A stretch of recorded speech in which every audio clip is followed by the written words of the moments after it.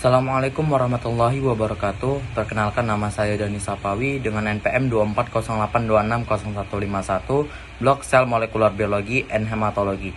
Di sini saya akan membahas konsep dasar sel. Yang pertama ada definisi sel. Sel adalah unit dasar kehidupan yang membentuk semua organisme.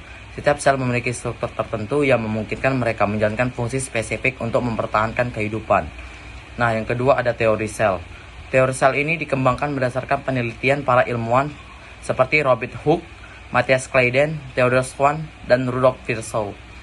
Yang pertama ada Matthias Claydon, yang menyatakan bahwa tumbuhan tersusun dari sel. Kedua ada Theodor Schwann, menyatakan bahwa hewan juga tersusun dari sel. Rudolf Virchow menyatakan bahwa semua sel berasal dari sel sebelumnya. Teori ini menegaskan bahwa sel adalah unit fundamental dari semua kehidupan, baik yang bersel tunggal maupun bersel banyak. Yang kedua ada struktur dasar sel. Setiap sel memiliki beberapa komponen utama yang bekerja sama untuk menjaga fungsinya. Yang pertama ada membran sel. Strukturnya itu tersusun dari fosfolipid bilayer, protein, dan karbohidrat. Fungsinya itu melindungi sel dan mengatur keluar masuk zat, berperan dalam komunikasi sel dan pengenalan sinyal. Yang kedua ada sitoplasma.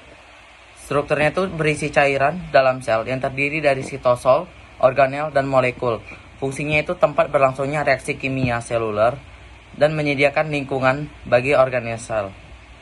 Yang ketiga ada nukleus. Strukturnya itu dikelilingi oleh membran nukleus, mengandung DNA dan nukleolus. Fungsinya itu mengontrol aktivitas sel, menyimpan materi genetik atau DNA untuk sintetis protein. Yang keempat ada organel sel. Oke, yang ketiga yaitu jenis-jenis sel. Berdasarkan kompleksitasnya, sel dikategorikan menjadi dua jenis utama, yaitu sel prokaryotik, yaitu tidak memiliki nukleus sejati atau DNA-nya terletak di nukleoid, tidak memiliki organel membran seperti mitokondria atau RE. Memiliki dinding sel yang kaku, contohnya bakteri dan archaea. Yang kedua ada sel eukaryotik, memiliki nukleus sejati yang dibungkus membran.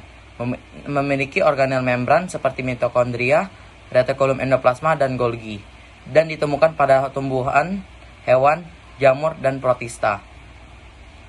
Yang keempat ada fungsi sel.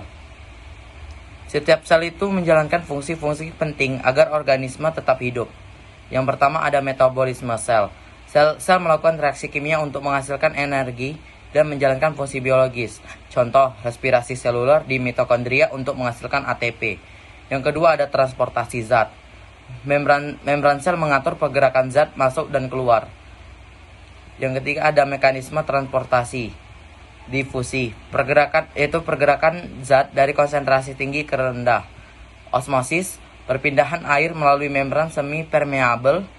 Dan yang ketiga endositosis dan eksositosis, yaitu transportasi zat dalam vesikel. Yang ketiga ada sintetis protein. Ribosom dan retikulum endoplasma kasar bertanggung jawab atas produksi protein yang dibutuhkan sel. Yang keempat ada reproduksi sel. Mitosis, yaitu pembelahan sel tubuh untuk pertumbuhan dan perbaikan. Meiosis, yaitu pembelahan sel gamet dan untuk reproduksi seksual. Yang kelima ada komunikasi sel. Sel mengirimkan sinyal melalui hormon, neurotransmitter, atau reseptor membran. Berikut adalah referensi yang saya gunakan. Sekian dari saya. Assalamualaikum warahmatullahi wabarakatuh.